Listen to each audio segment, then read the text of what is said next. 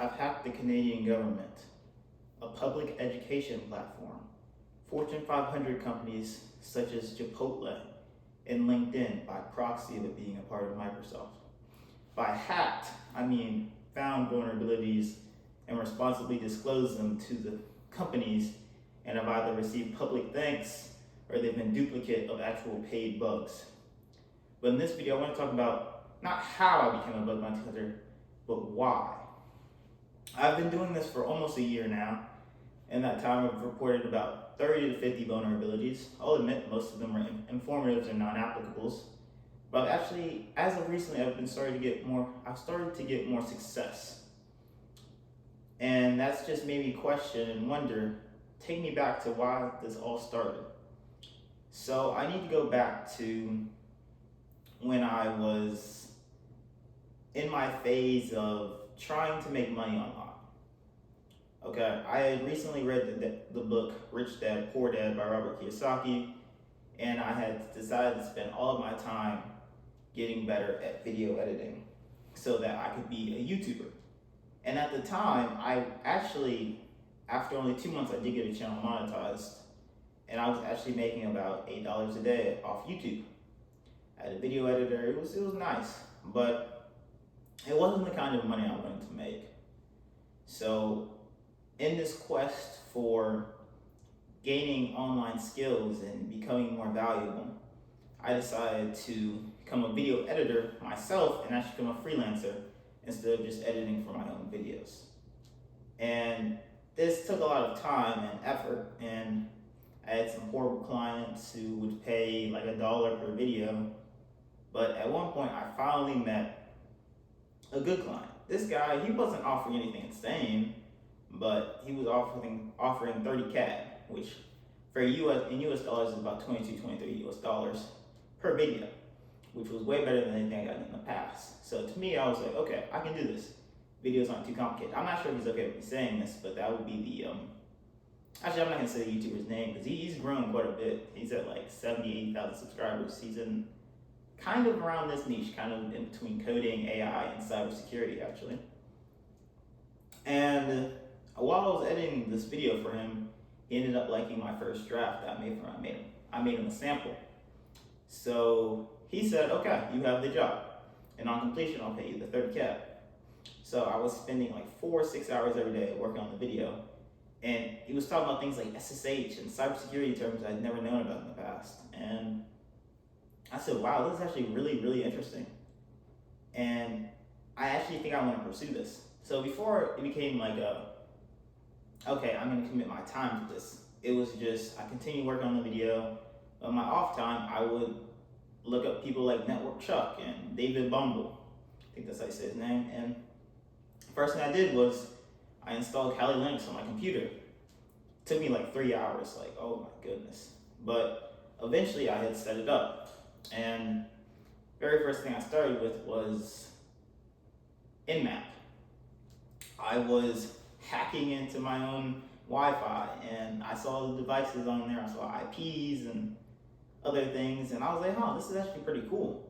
I ended up doing like a man-in-the-middle attack on my brother's computer, which didn't do anything, but I could see that he was playing a game. I saw like Epic Games in my traffic, which was I was like, wow, this is really cool. But at the same time, this was around the time I actually decided to quit the video editing job. I said, sorry, I can't do this, sir. I don't like video editing. I never really did, and finally decided to quit. So now it was kind of just like, I was still making about $8 a day off YouTube, but that was my only income. And I knew that if I wanted to pursue making money online and turning this, what other people would call just a hobby, into a career, I would need to get serious about something. But right now, I was kind of in the I don't know what to do phase. That's what this whole cybersecurity thing started as. So I was doing Nmap, and I was learning about Wireshark. At this point, I still didn't know anything about web hacking or anything. But I actually came across an article, or maybe a YouTube video, where it said the first most in-demand skill right now, economically, or like job-wise, was AI. And the second was actually cybersecurity. I, at the time, did not know that cybersecurity was actually a field where like there were jobs and there was actually lots of ways to make money off doing cybersecurity. I thought it was purely for passion. I would just want to be the next Ryan Montgomery who's hacking things and legally, not going to jail and that sort of thing. But when I learned that this was actually a career path, that's when I learned about bug bounty and web security. And I was like, I think I could do this. So, but I was still a little bit on the fence as to whether I should make the switch or not. Because this would mean no more trying to work on other YouTube channels. Obviously, one that's making money, we're going to continue. But everything else, no more second YouTube channel, no more video editing clients. We're going to focus on cybersecurity. I was like, if I'm going to do this, I'm going to go all the way. I have one rule for myself. I cannot quit. I don't care how long it takes. I don't care if it takes months. I don't care if it takes years. If I'm going to do this, I'm going to dedicate myself to this craft. And I decided, okay, I'll do it. I see there's bug bounty. I see there are all these incredible jobs. If this freelance stuff doesn't work, there are great jobs as well. And the experience I'll gain along the way is going to be very, very valuable. So I decided to start learning bug bounty. And the very first thing I did was I just binged a whole bunch of YouTube videos about how to become a bug bounty hunter, how to become a bug bounty hunter, top 10 techniques for being a good bug bounty hunter, all that stuff. And what I landed on was doing Portswigger. These were just labs that taught you basic vulnerabilities, for example, SQL injection or cross-site scripting, that kind of thing. And at the time, I set myself a minimum of hunting, because this was over the summer, I set myself a minimum time of hunting of 4 hours every single day. This was a non-negotiable. So in the first 2-3 weeks, I learned cross-site scripting, SQL injection. And by learn, I mean just done the labs on Portswigger. So SQL injection, XSS, IDOR, broken access control, I think authentication flows or something. And I was like, okay, so it's time to finally start hunting. I think I know enough. So at this point, we're about 3 weeks in. So I load up, I go on HackerOne, I create an account, and I named myself My Payloads Work. Because I thought I was big on XSS. I was like, wow, this is really cool. Just if I spam enough payloads, eventually something will pop and I'll make money. So that's where the username My Payloads Work came from. So I loaded up a random application. I decided to start with a I didn't start with BDP. I'm gonna go right into making money. So I loaded up a paid bug bounty program and I hopped in there. And the very first thing I did was, what do bug bounty hunters do? What do pro bug bounty hunters do? What's the very first thing they do?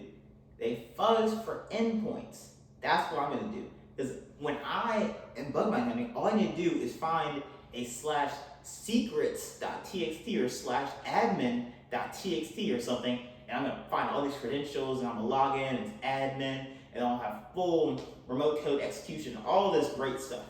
So that's what I did. I was just running fuzzing lists for hours and I found nothing. Because apparently, usually, at least to my knowledge as of now, that's not really something that happens. You don't just find the /secrets.txt page and boom, you pop the application, like you're in it. That rarely ever happens. So this led to quite a bit of frustration and despair because I had no idea what the heck I was doing. I knew XSS, at least I thought I did. I knew SQL injection, at least I thought I did. I knew all these things that, at least I thought I did. But in the end, when I was actually hunting, like it was no longer practice, this was game time, I didn't know what I was doing. I had absolutely no clue what was going on.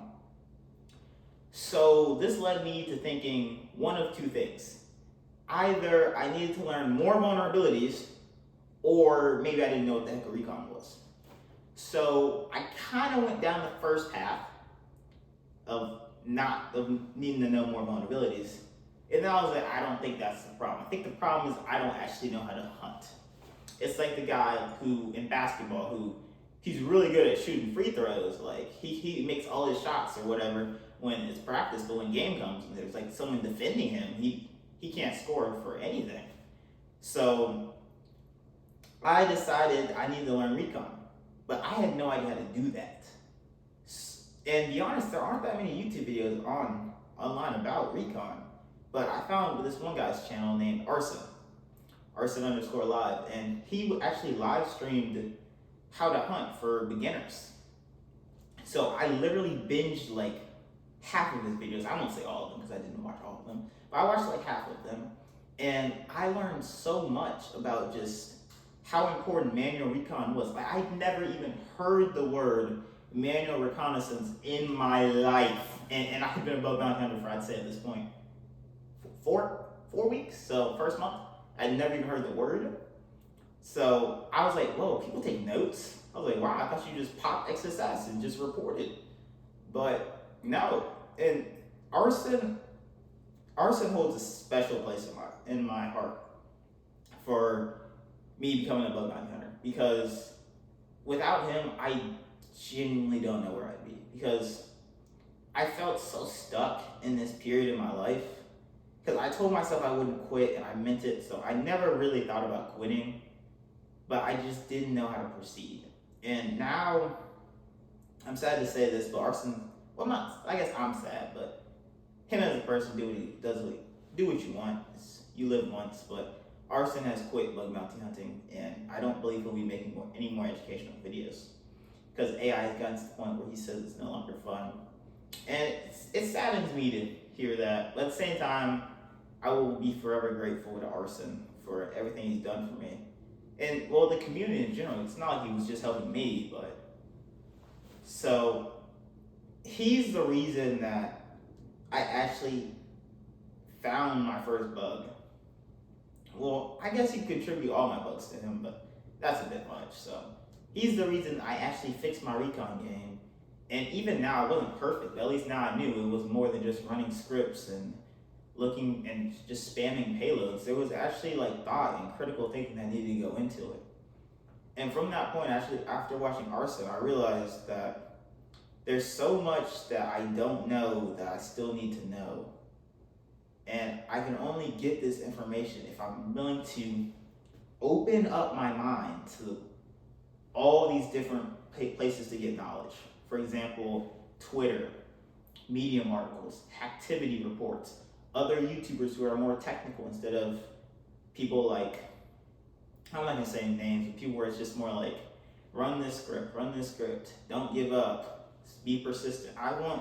I'm looking for people who actually give technical like analysis. That's kind of like the point of my channel. My goal here at Logan Sec isn't to teach anybody.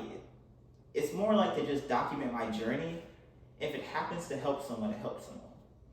Because you never really see that in bug bounty. I feel like, I'm not trying to say things are gate kept. It's just hard to find, I would say. So I kind of want to be the guy where you go to Logan Sec because you know he's transparent, you know he's honest, and whatever he learns, he's willing to share on the channel for free. And I know I'm not perfect. I'm far from a great bug bounty hunter. In the beginning of my intro, I was saying all these companies that I found vulnerabilities on, these were VDPs. I've still yet to get my first paid bug, and I genuinely believe I'm close, but I'm not there yet. And I've been doing this for a year now. If we go back to Logan a year ago when I said I wouldn't quit, I meant that. I would not stop bug bounty hunting no matter what. I would stick with cybersecurity until the end, because I believe this is going to work out in the end. So if I kept going, I continued talking about how I learned about Medium articles. I started posting on Twitter and following people, and I learned about new people like Zach and iDoorminator, and I ended up learning about Claude and how to implement AI into my hunting and all that. I can talk about that as well, but genuinely the whole reason I started bug bounty hunting in the first place is because I actually had a genuine passion in it. And then I learned that I could pursue my passion because it didn't take away from the responsibilities that I see as a man, being able to take care of a family and support those he loves. Because bug bounty and cybersecurity actually gives you the income you need to actually take care of those you care about. So I can both pursue my passion in my career. And I will say, when pursuing passion as your career, sometimes it's not always fun. Sometimes it gets discouraging, sometimes it gets hard. But for me, at least, I never wanted to quit. Sometimes it got hard, I just wanted to take a day off, that's fine. but I never actually wanted to stop. And so that's gonna pretty much be the video on how I, Logan Seck, became a bug bounty hunter, and how I'm just grateful for all the people who helped me out along the way.